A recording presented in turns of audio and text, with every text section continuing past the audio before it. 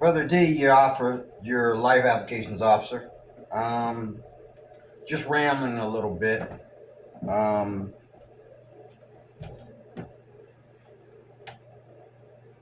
you got two kinds of people in the world. You got people who can take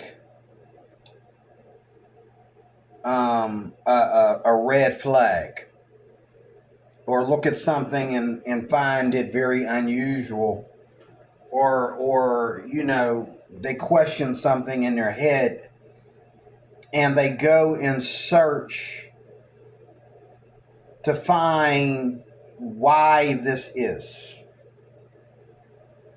Okay? And then you have people who, because they don't know, okay, and because they are so much into themselves, they can't allow any wisdom to come into their life. Okay? When I read my Bible, it tells me in the fourth chapter of Genesis, at the end, after talking about the line of Seth, it says, "And then men begin to call upon the name of the Lord." And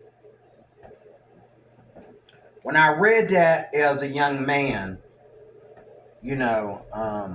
early in my years of starting to read and understand the Bible a little bit, when I read that, I realized, okay, Christianity is or it isn't. It's the truth or it's not. And Christianity, that is what Christianity is. It is, and men begin to call upon who? The name of the Lord.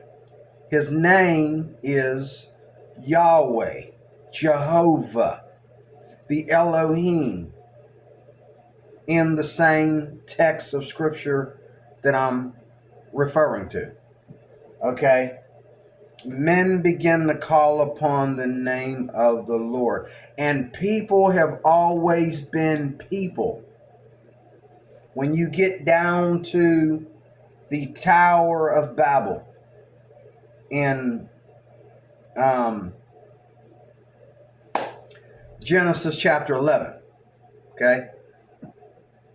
All these people have either been, there's two people. There's people who call upon the name of the Lord, and there's people who are trying to find life some other kind of way.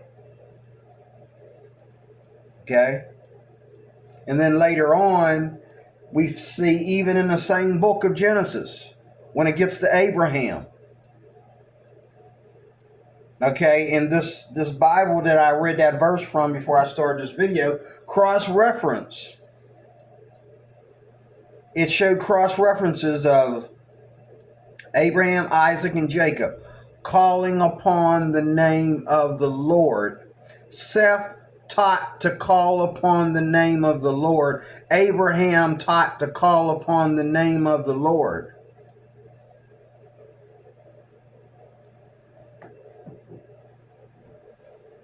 Moses found grace with God. Abraham believed God, and it was accounted unto him as righteousness. Okay? Everything that's going on from the Bible text that we read and to the way it's going to end. Okay? When I read my Bible, I see things happening in modern day times, repeating not only the words of the patriarchs, not only the words of the prophets, but I see people just like us, either knowing God or not knowing God, either showing their interest and their concern or not. And people that don't show an interest, people that don't investigate, people that don't go after and try to know for themselves and try to experience for themselves and try to be right for their own safety and their own wisdom that God might have given them. People that don't are one and the same, and people that do are one and the same. There's different levels of those people, or different lowers of those people, but they're one and the same.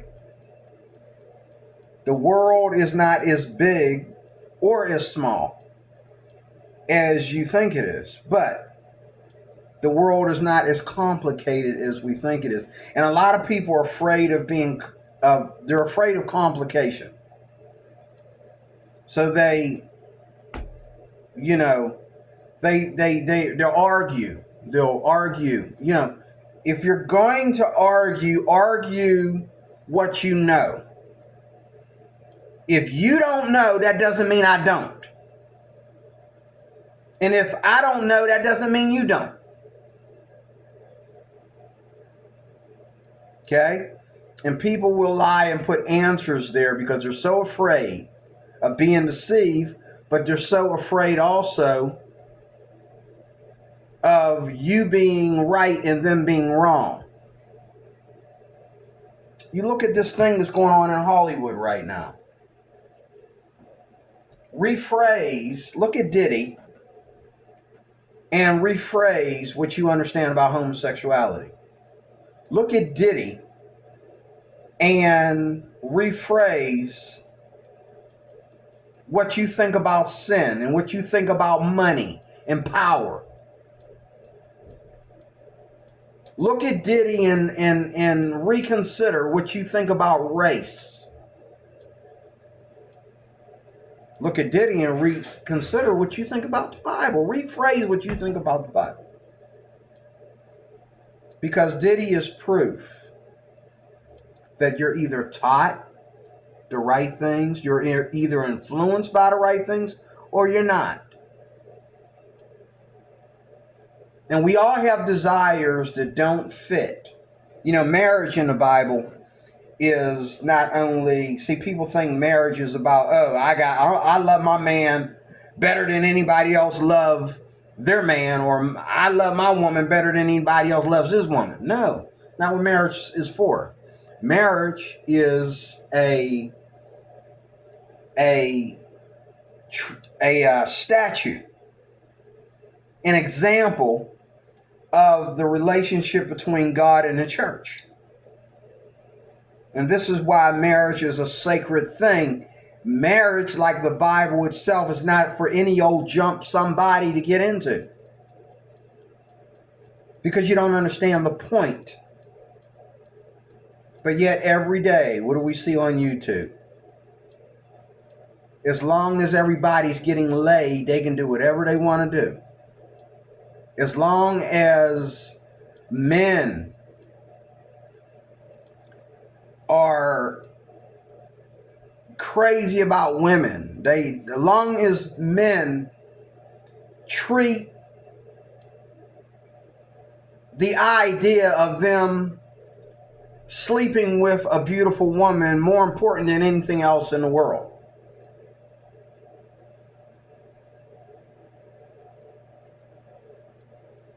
Okay? As long as men treat women like they're on a pedestal, like they are, or where you need to treat women, where you need to put women on a pedestal and really treat women, and what you really need to be concerned about is not so much sex, but human life, because Human life comes through a woman. And no, this is not an abortion video. But listen, this is just one thing I want to point out. Human life comes from woman.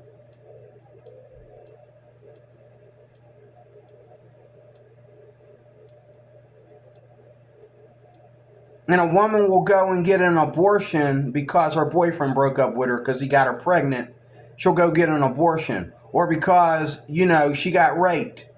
She'll go get an abortion. Well, you do understand that even though your body is your body, God created everything for the survival of humanity within us. Everything, even all the way down to putting people on this planet. If all the women shut out their wombs right now, if all the women in the world refuse to get pregnant, there will be no life on earth. Maybe that's one reason why no matter how much birth control you take, and no matter how many women don't want to get pregnant, will get pregnant. Because it's up to God to bring life into the world. It's his prophecy. He said, be fruitful and multiply. He didn't say go get raped and be fruitful and multiply. Of course not. But he did say be fruitful and multiply. So you got women out there who fooling around with some man that ain't their husband. You fornicating. Big no-no in the Bible. And you get pregnant. And you feel like, oh, well, this is not an ideal marriage. This is not, every person in this world, that's not an excuse, because every person in this world is somebody's mother. Is somebody's daughter or somebody's son. It doesn't matter whether they were a pious, wonderful person that never did no wrong,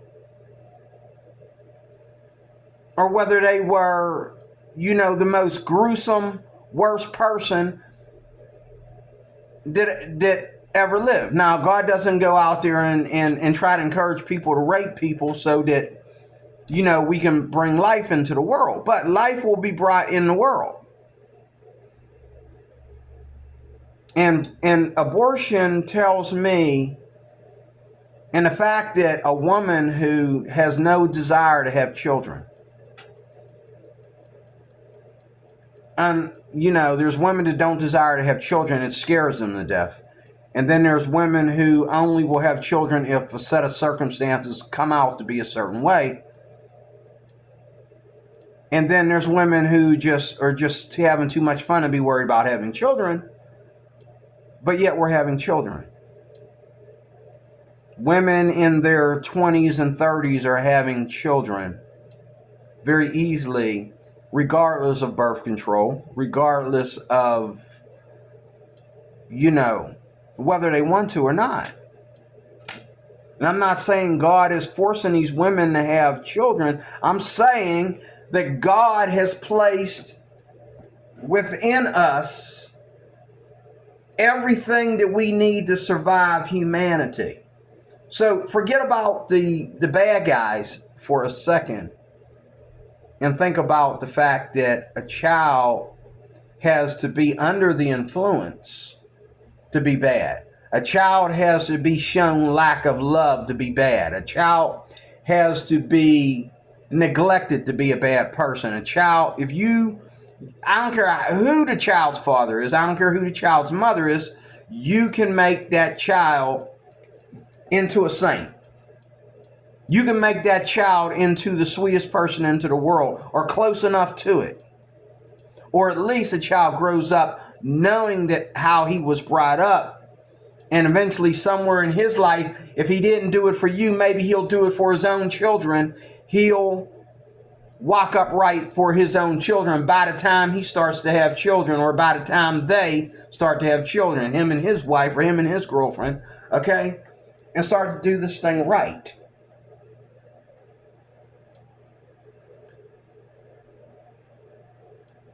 But the world is laughing and mocking at our Bible.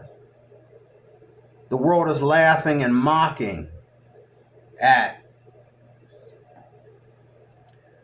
the idea that I would think that, no, I don't practice fornication. You know, the idea that I would open up my mouth and criticize women for using sex as, you know what I'm saying? Like, whatever you express.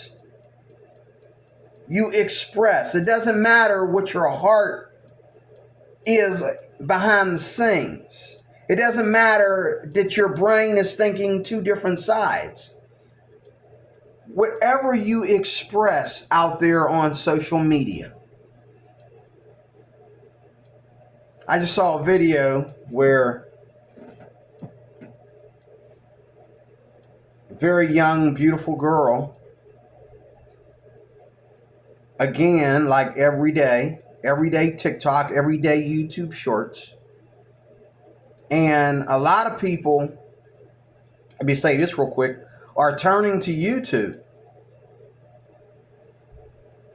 On the flip, the Christians are getting on YouTube and ministering like I'm doing right now, talking to you about these things because we have an opportunity on YouTube to minister, because people on YouTube are ministering wickedness to the world. And they're all on there. The atheists are on there. The skeptics are on there. The people, the false religions and cults and all these things are on YouTube. And if you type in a certain word in a sentence on one of your videos, you type in the word Muslim, Muslims are coming. You type in the word atheist, atheists are coming. You type in the word sex, the fornicators are coming. You type in the word gay, the gay people are coming. And they don't care if you're talking against gayism or talking for it. They're coming. Because we all want a reason to be offended. And we all think that nobody has a right to criticize us or judge us. Criticize us or judge us on what? Oh, us doing whatever the heck we want to do.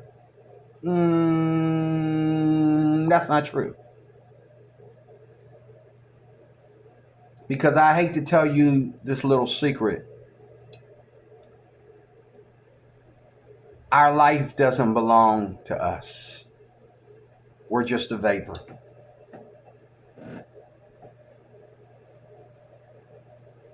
We're just a vapor. We're, as the Bible says, we're just a vapor. Okay? When the people in the patriarchs, the people in the Torah, followed God and built what you might call their religion, okay?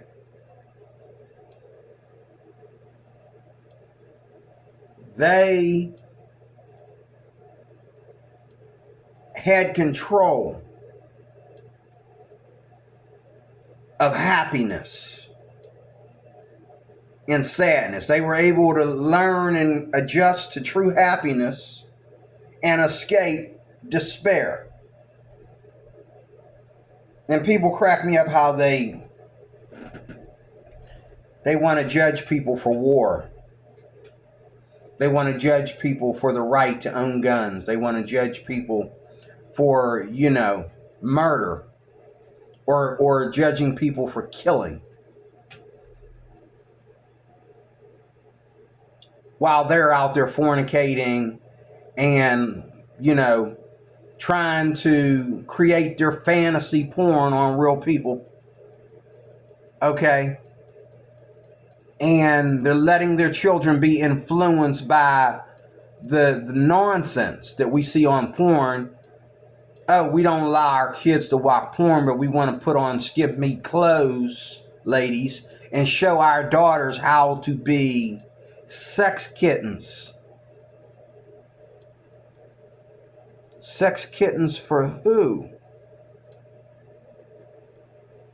If I call you a slut, that would be inappropriate. But if I call your daughter a slut, that would be inappropriate. Where do you take your sex life outside of your relationship to a holy marriage? I don't care if it's what you're wearing or what's coming out of your mouth or what kind of dance you're doing.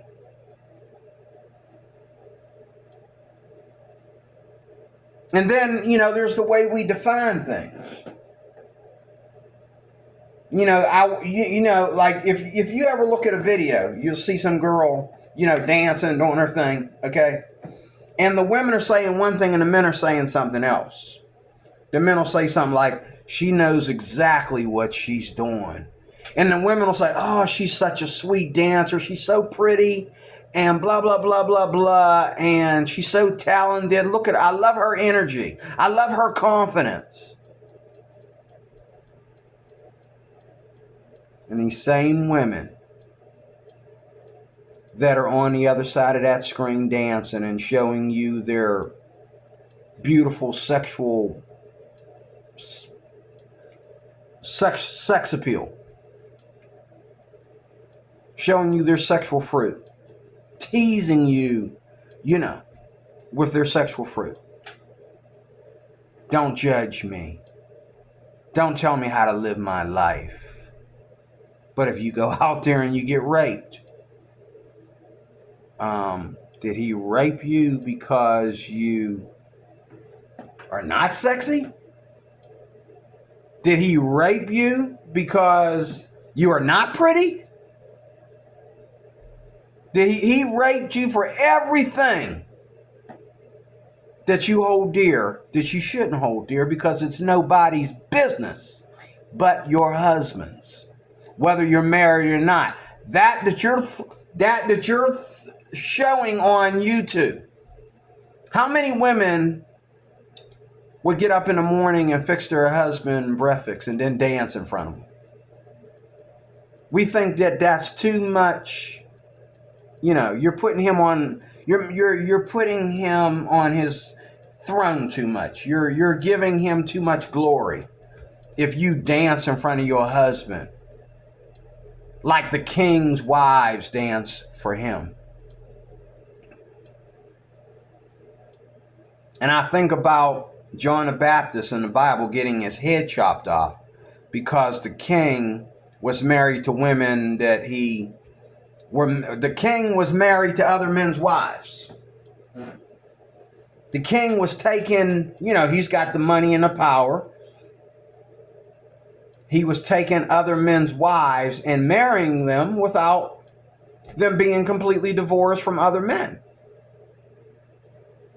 Oh, he's the king. So if he brings her into his harem, she's automatically divorced from her man.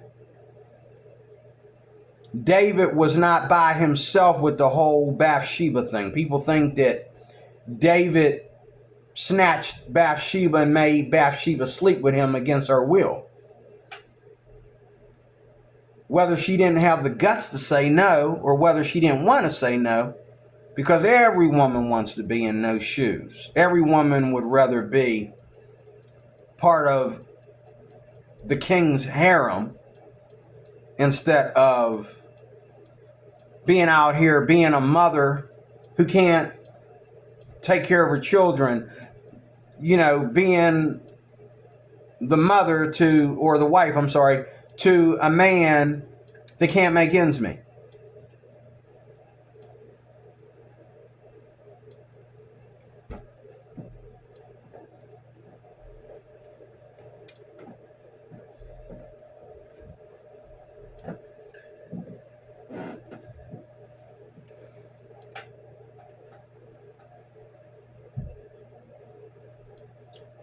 The Bible is not a democracy. God is not a democracy. It matters who we vote for. whether that person is Christian or not. Whether anybody in politics is Christian or really Christian, or if everybody's Christian, which that's the flip side of that joke. Okay, that ain't true either. Okay, it does matter who you vote for, being there are two sides. But yet y'all want to hate Donald Trump. When you hate on Donald Trump, you're telling a Republican like me, I have no rights. I don't have a right to be Christian. I don't have a right to want to be treated like I live here, like I have citizenship here. You're trying to go from Barack Obama endorsing gayism last night to now tonight. Gay people take over. And if you're not on their team, you don't have rights.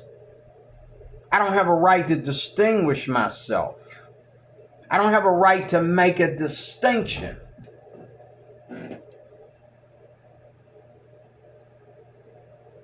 I don't have a right to make a distinction between your lifestyle and mine. I don't have a right to make a distinction between what I do versus what you do.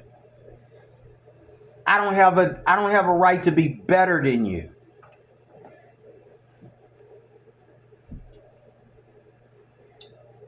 That's what you're saying. People shooting at Donald Trump, making all these attempts to take him out. For what? It goes right back to Adam and Eve sinned in the garden. And their son Cain went his own way. Did anybody stop him from going his own way? No, he went his own way. That's fine, but Adam and Eve continued to build Christianity on their youngest son, Seth. And then men began to call upon the name of the Lord through the line of Seth. Because Cain fell, but the youngest child got it right. Come on. Nobody chased after Cain and said, oh, if you don't stop this nonsense right now, you already killed your brother. If you don't stop this nonsense right now, you got to be like us or you're dead. He was a murderer and he didn't have to be like his parents. Oh, but Christians are dominating, trying to dominate. Christians are trying to dominate. Their utopia is scary, it's dangerous, and the Christians are trying to do this and they're trying to do that. That's not what the text says. That's not what the text says. So hold on to that happy thought, Peter Pan. But that's not the way I read it. And again, we choose Christianity. We don't, all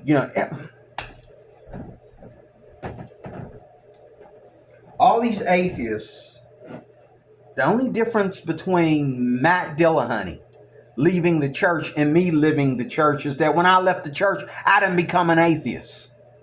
Fight about it, but I didn't become an atheist. I just didn't like the church. I believed in God, but maybe my church got it wrong. Those are normal thinkings. That's the way everybody should be thinking. And I'm not saying that to put myself somewhere, but I'm just saying that's the normal way to think about it.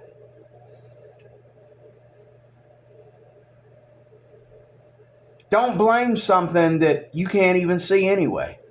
You can't touch or feel anyway, so you say. So we all say, maybe. But if the church has hypocrisy, maybe they got it wrong. And that's fine. Go to another church. Or go to a different denomination. Or go to a different religion.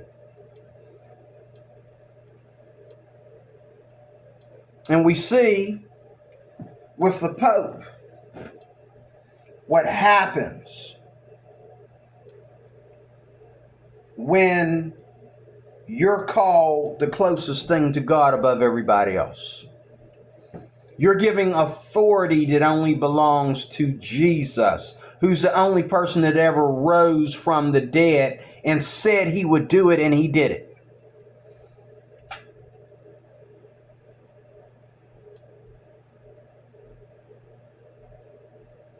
But the Pope, a normal man like me, who, looking at a woman, bending over, and can't help himself. A normal man like me, that might light up a cigarette, sometime in his life just to be cool, just to fit in. Not worried about the Surgeon General's logo on the side of the cigarette paper, on the side of the cigarette box. He's a man just like me. He needs to smoke. He needs to get high. He needs to drink. He needs to have sex. And one woman's never enough. If his wife offends him, it's time to get a new one. He's a man. Yet he's going to sit there and say that, all religions? Brother, not even your religion is qualified to stand before God just by you making that statement.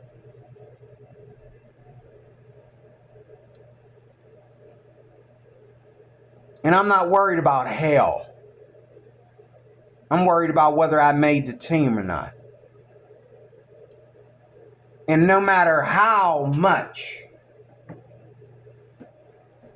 you don't want people to judge you, no matter how much you think I might be putting too much emphasis on the Bible or putting too much emphasis on Christianity, I might be getting clearly out of the way with this. The fact still remains that if you're going to be on Team Jesus, you got to be on the team. I'm not worried about what a Muslim thinks of me. And if he can prove to me in his Quran that Christianity is okay, if an atheist can prove to me by atheist, research that Christianity is that you got these new types of Christians out here calling themselves Christians. They're not in my Bible, but they're calling themselves Christians. And they think that what I believe and how I live my life as a Christian and the stuff that I talk about on YouTube is, I don't care. All I care about is making the team, LeBron. I'm going to stick to Christianity because that's what I know. Just like LeBron needs to shut his mouth and stick to basketball. That's the team that he made, and he's good at it. Comedians need to stick to being comedians. But see, anything that I add to Christianity, and this is not only the law of Christianity, but it is the beauty of Christianity. Anything that I add to Christianity must conform to Christianity, because Christianity is life and death and culture. Jesus Christ is the way, the truth, and the life. That's what we believe. That's what Team Jesus believes. That's the team I'm on. I don't care if you look at those scriptures different. I'm Team Jesus. But anything that I add to Team Jesus, including basketball, including TikTok, internet, being a movie star, being a singer, songwriter, playing instruments, being an artist, whatever, has to conform to Team Jesus. Because why? Jesus is the way, the truth, and the life. He's life and death. Bible says if I live with him, I will die with him or die in him. It's not about, oh, I can't understand why a loving God would burn all these people in hell. How come people that play basketball are rich and their fans don't get to be as rich as them? And when LeBron gets home from signing autographs, he don't give a rat's behind about you. What did I just say? It's not my problem because I'm on the team. I believe with all my heart, according to scripture, that I've made the team. So I'm not really concerned about what you think about you burning up in hell for eternity, because I don't plan to burn in hell for eternity. Now, if I felt that I'm in those shoes with you, then maybe I would be on your team. But I don't see it that way.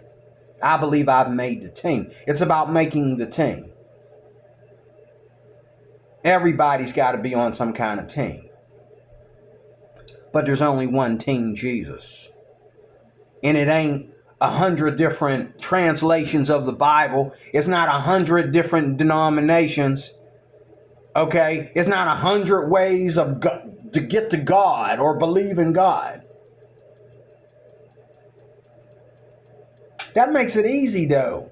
That makes it easy. That's like a ruler. That's like math. You line it up and you say, oh, I'm a little bit short. I can, let me, okay, try it again. Let's try this again. Let's try to get a little bit closer to a whole inch. And if we can get to that inch first, and then we go to 2 inches. We need 12 inches because that's half, that's going to be half the stick. So we need 12 inches. So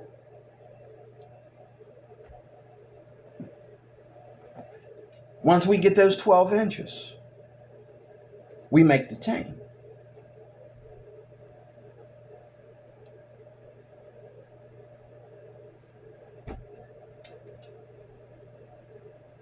You see all this stuff going on in the world today.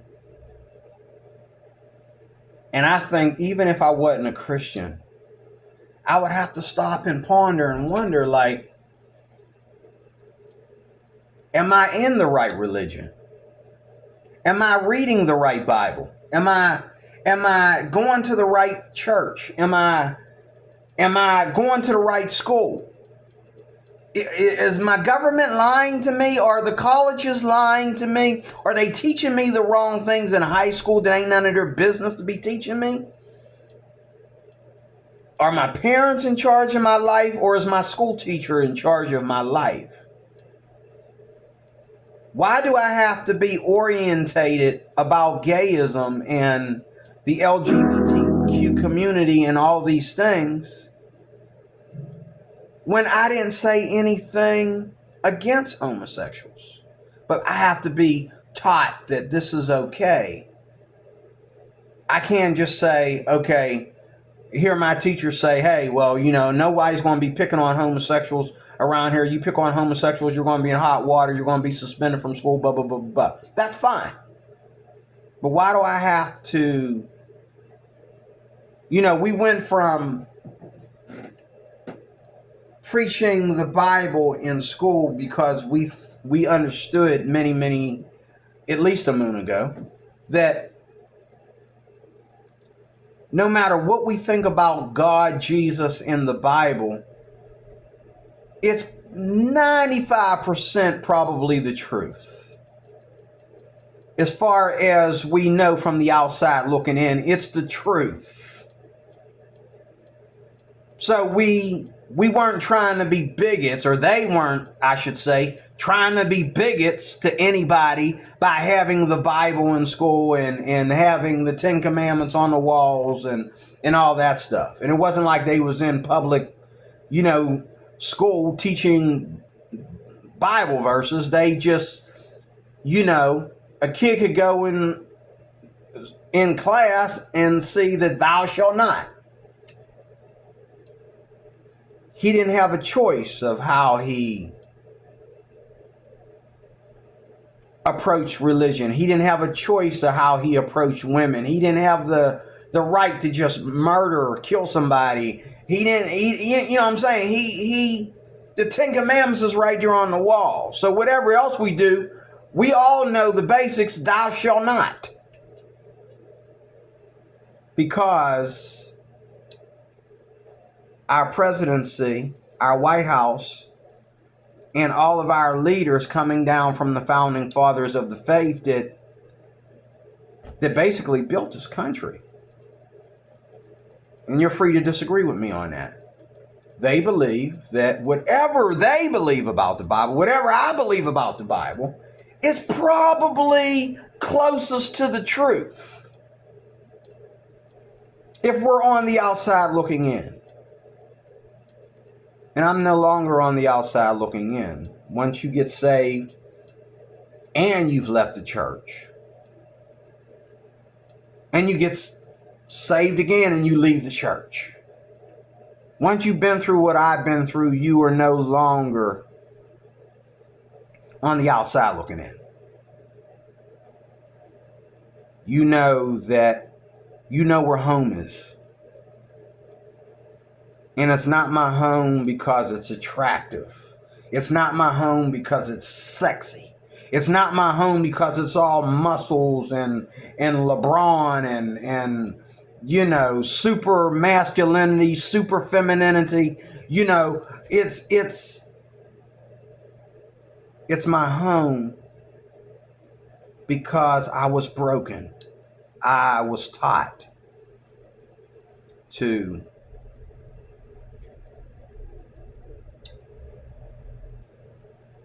stop and think. Accept that God is life and death. God is life and death to all of us. It is my job, whatever else I do in life, to make sure I make the team. And the team, all my other teams must conform to the image of this team. I don't get to go out there and be on Team Jesus. This is what's so beautiful about the Bible, because you enter a culture that whatever you do, it doesn't step outside the lines of your culture, and it doesn't insult anybody else's culture. We only say this is right and this is wrong according to Scripture. Not according to our own personal thing, because personally, who cares if people are gay? I don't care if people are gay. God cares if people are gay or not. Who cares if a woman is just, you know, well, a man will care if he got common sense and if he understands in his essence, in his spirit, his chromosomes that make him a man sexually. He cares if his girl is giving more to the public than what she's giving him at home.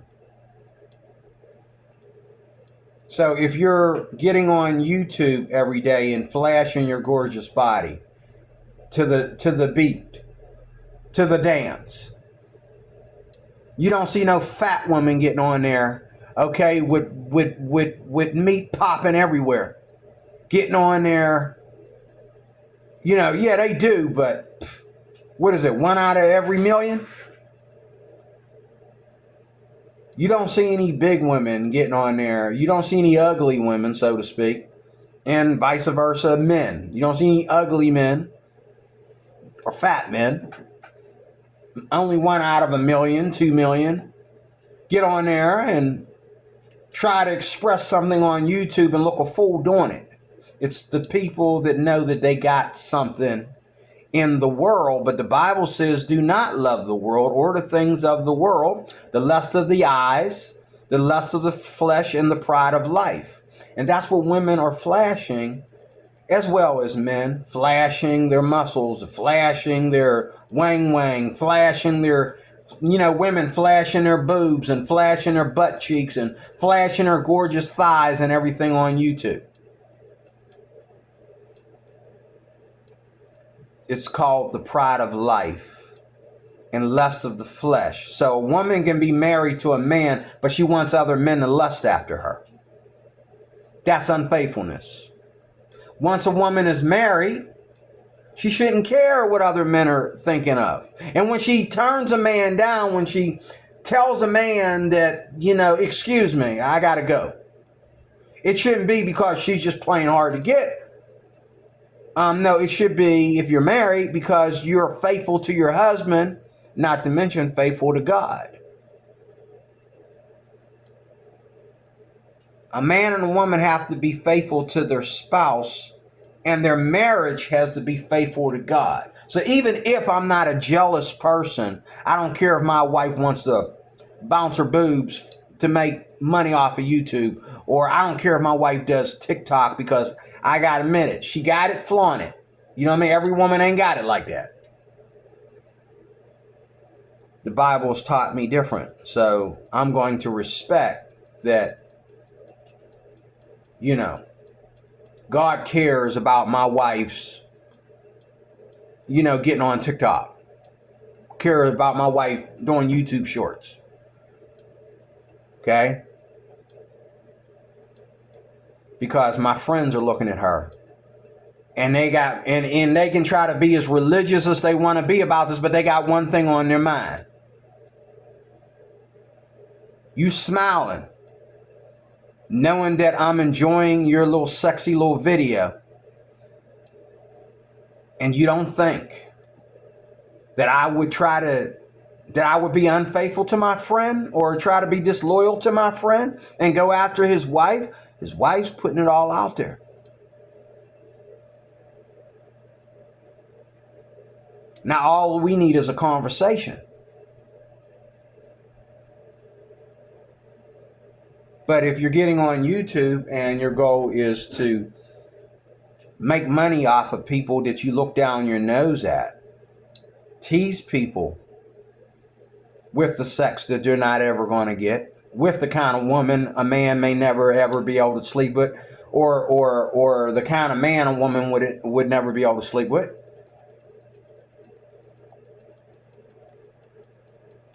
If that is your goal, is that any more righteous? Why not just leave things in order? The order that humanity, after they've called upon the name of the Lord, humanity understands to be basically moral. Why do we keep pushing the envelope? Well, this was moral yesterday, but today this is all freestyle. Oh, so in other words, what you're saying is women were more faithful to their husbands yesterday. Men were more faithful to their wives yesterday than what they are today. Well, thank you very much, ma'am. You said it. You just debunked the whole thing. You said it. You're right.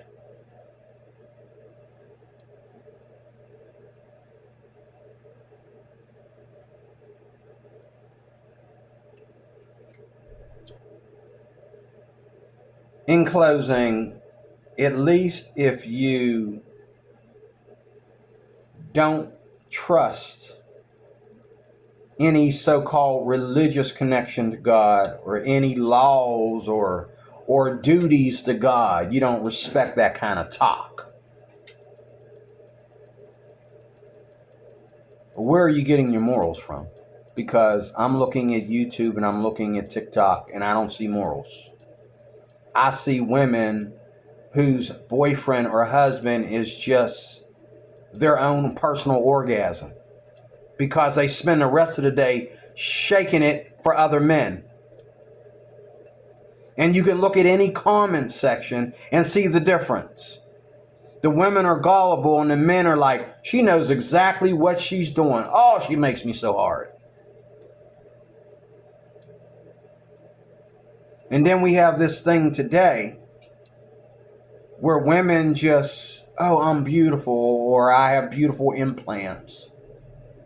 I have beautiful plastic surgery, so let me put on this tight outfit and I'll make a whole YouTube channel just you little horny bums watching me walk across the street or watching me go shopping in the store. And women confirm that men are like dogs on a leash. Don't put a toy in front of a dog unless you want him to pick it up, okay, and start making a mess of the house with it. Don't put food in front of a dog if it's not time for him to have dinner. If you think he eats too much, quit putting stuff in his bowl. And that's what women do to men. Men are wired differently than women. And women use it against us. You're not supposed to use it against us. You're supposed to respect us by not flaunting it in front of us, leaving it within the confines and the confidentiality and the trust and the privacy of your marriage.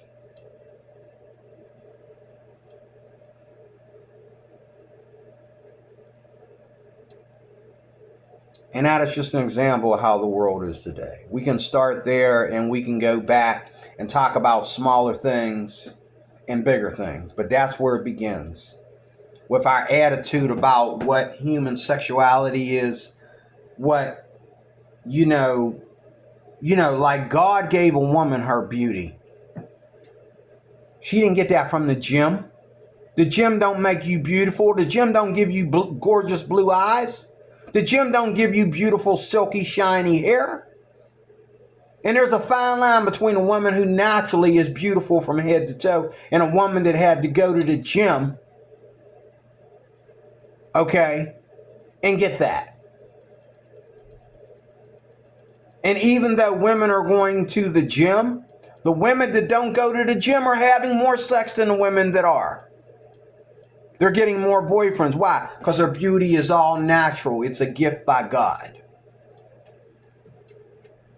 They did nothing to be this beautiful, with clothes on, with them off. Absolutely nothing. They can't even walk them out without huffing and puffing. But they're god darn super sexy.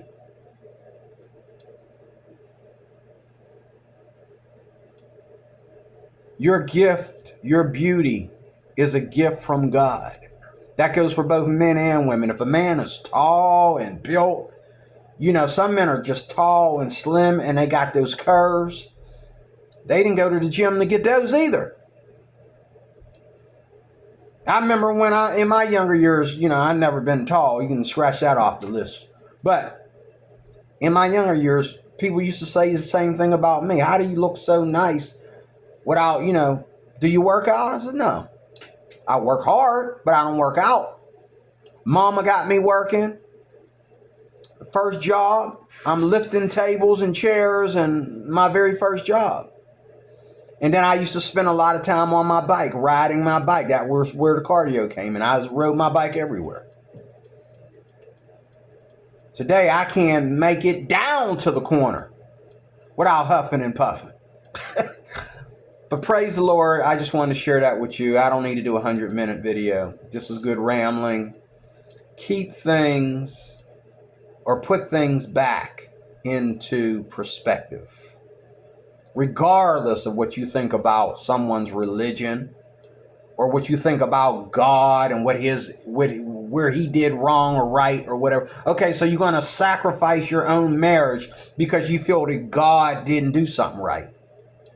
Oh, and if you're married, Mr. Atheist, or Mr. and Mrs. Atheist, I should say, if you're married and you have a happy marriage, it's a gift from God. It's not a gift of atheism. Because there's a lot of atheists out there that think the same way you do, but they don't have a happy marriage.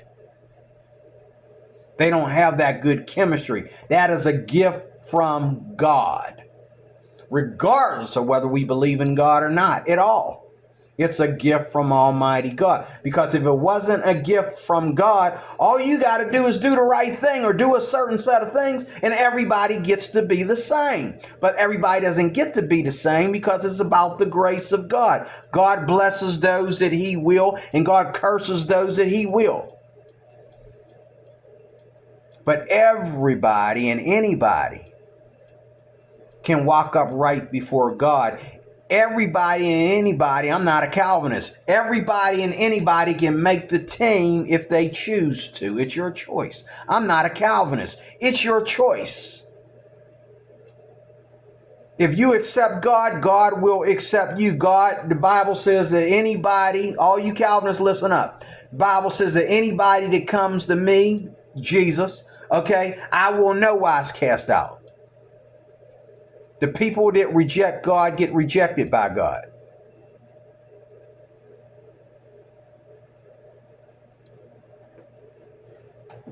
God bless you. I am DeRoy Cruz. I am your Life Applications Officer. Thank you for your time. See you soon with more.